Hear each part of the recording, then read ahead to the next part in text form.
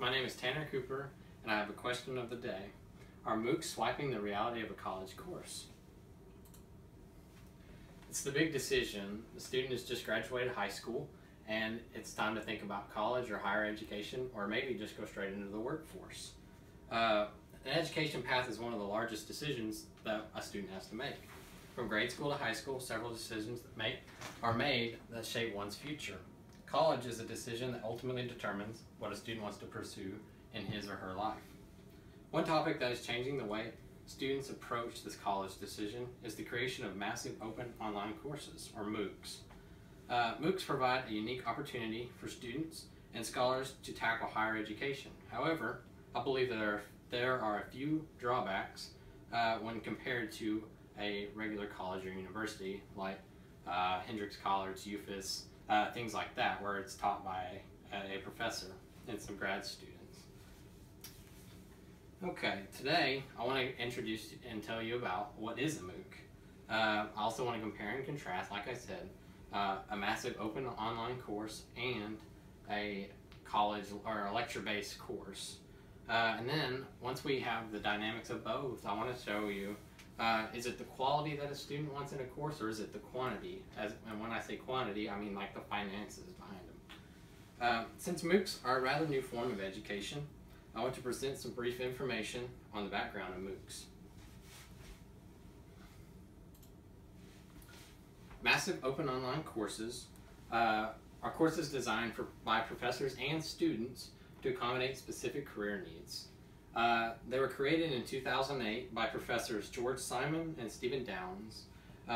These professors wanted an additional way to engage students in the connectivism and connective learning course.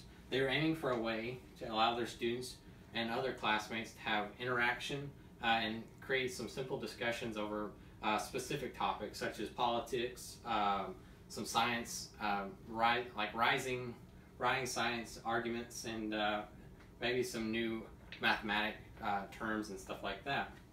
These all can translate straight into the career development.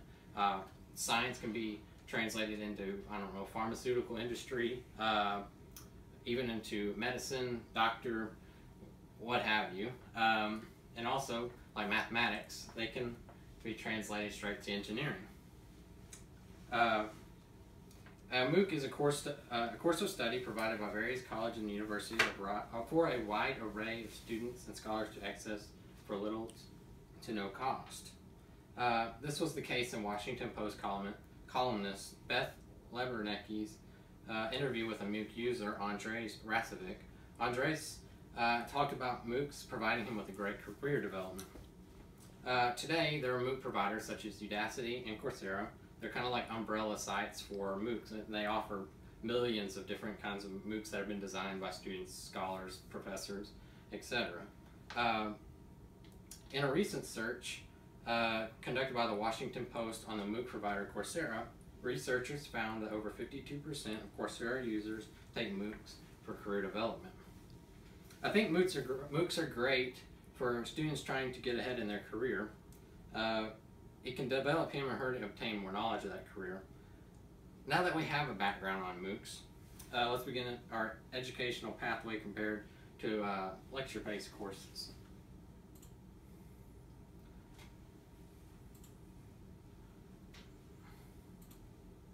In taking a MOOC, students are hindered by the communication with the professor.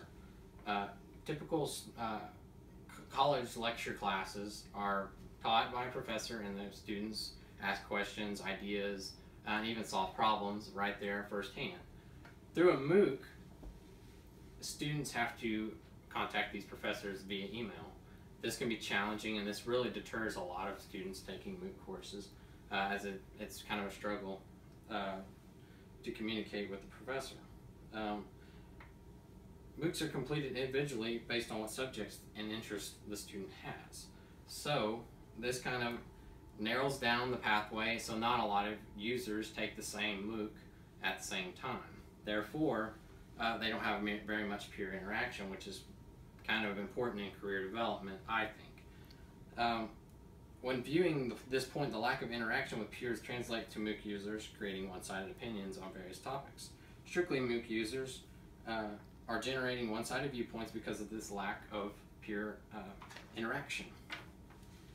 The opposing viewpoints can give the student a view that they could add and strengthen the credibility of his or her previous viewpoint. In lecture-based courses, interaction happens every day.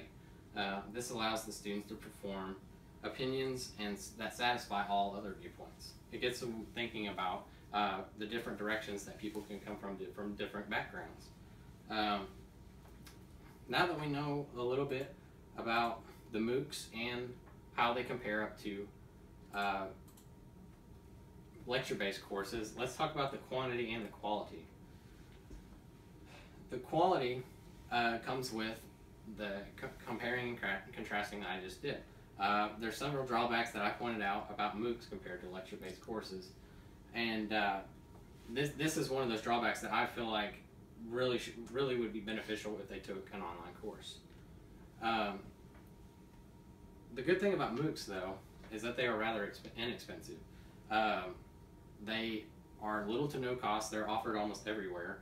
Even Stanford University offers them for little to no cost, and a lot of people would be triggered by, well, that's Stanford University. However, this is not the curriculum offered by Stanford. It's just a specific thing that's been generated through the Stanford's program. Thomas Friedman, a New York Times columnist, stated, "Nothing has more potential to life to bring people out of poverty." These MOOCs are offering a lot of possibilities like online courses. They're fast, easy, and rather inexpensive.